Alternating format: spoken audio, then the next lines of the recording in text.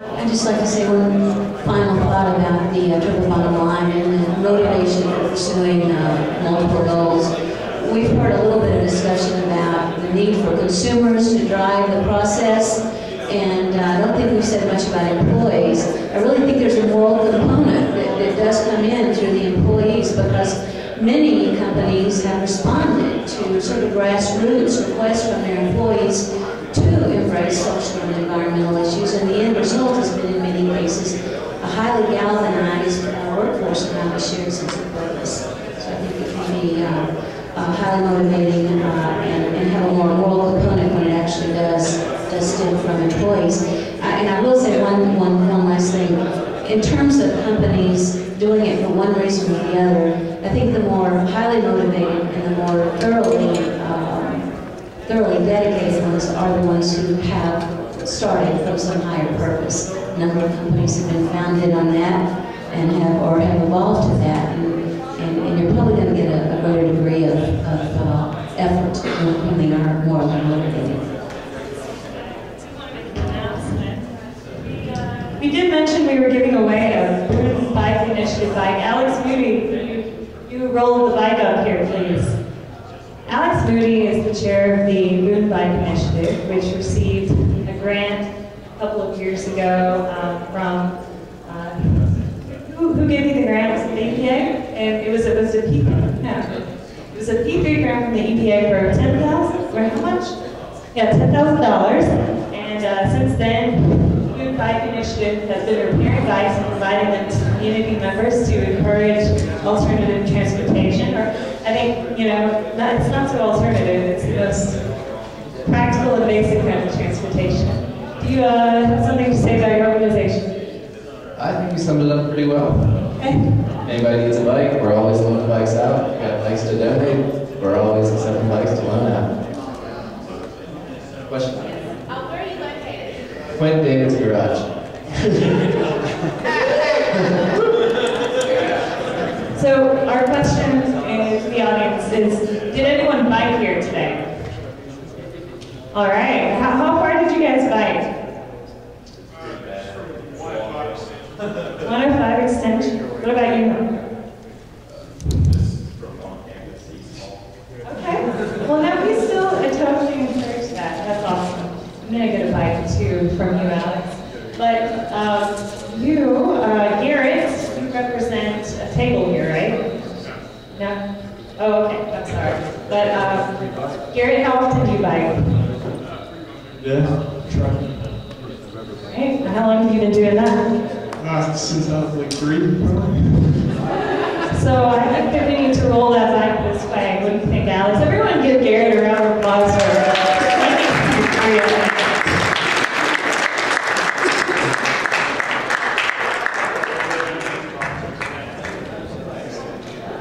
enjoy. Did you want to make any more closing comments on that section? And then we also have a band, and the band is wanting to play Living Art. There's Ashley Keith, and yeah, we can't wait. They're so talented, so talented. Okay, we'll just go ahead and wrap up. Go ahead with your comments. Well, I'd just like to respond to about the water bottles. Yes, we have plenty of water bottles left. In fact, the state of North Carolina just outlawed water bottles going into their landfills. So they figured that $41 million in plastic was going to landfills. So they don't have any way to actually force that yet, but they still made it illegal for water bottles. So it's a step in the right direction. Yeah, I'd be curious to see how they talk about yeah, on the issue of laying off people and stuff, there's a lot of things that happen. Even if you, on the environmental side, you think you have a great solution of how you can bring market incentive to get companies to behave environmentally responsibly, if you don't look at the holistic view, then you could end up messing something else up. And something that's going on right now is when we increase the cost of labor in the United States and when we create more environmental legislation in the United States, we are then exporting our emissions, we are exporting our jobs to other countries, and these are countries which often don't have any environmental legislation, and so it's far, far worse. And so I don't know how we can do it, but I'm encouraged when I see things like the automotive industry. The EPA is not just sitting in their office by themselves making their own legislation. They're working with the National Highway Traffic Safety Authority, so there's no conflicting legislation, because if we start legislating smaller, lighter vehicles, that presents safety issues. And so we can more and more look at a holistic view. And I think the internet is helping make that happen. Things are happening so much faster, and communication is so easy. There's really no reason not to take a holistic view and bring organizations together to make this happen.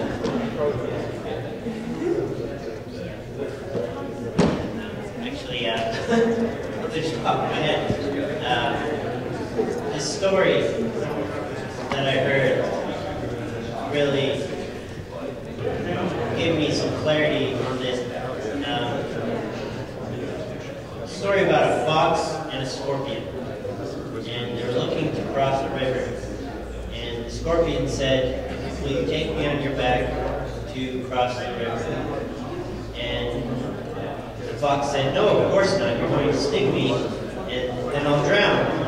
And the scorpion said, "Well, if I sting you, then I'll drown, and so I won't sting you." And the fox thought about it, like, okay, that makes sense. And so the scorpion climbed on his back, and the fox started swimming across the river. And partway across the river, the scorpion stuck the fox, and they both drowned. Now, the fox asked the scorpion while they were falling into the water, "Why did you sting me?" And the scorpion said, "It's in my nature." So, the scorpion isn't evil. It's just that it's in its nature. And similarly, I think corporations, it's in their nature to make money. You just need to work with them.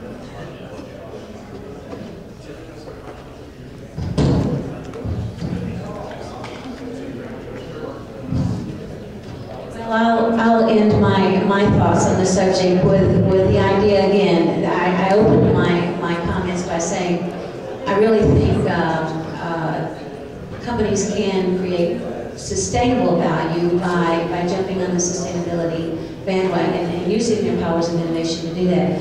Let me give you a quote that I love from one of my heroes, Ray Anderson of the Interface Carpet Company, who has set himself a goal with his company to make it the first ever 100% sustainable company. This is a company that makes carpet. That's not going to be an easy task. He's been at it for over 15 years, but he's made remarkable progress, so he's on the green journey. He says this: "Sustainability has been amazingly good for Interface's business. Its costs are down, not up. Its products are the best they have ever been, because sustainable design has provided an unexpected wellspring of innovation.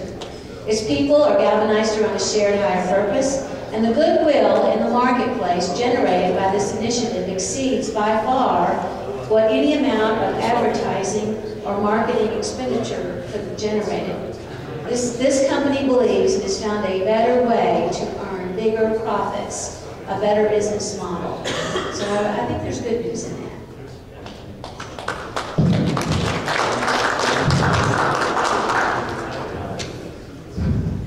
No comment.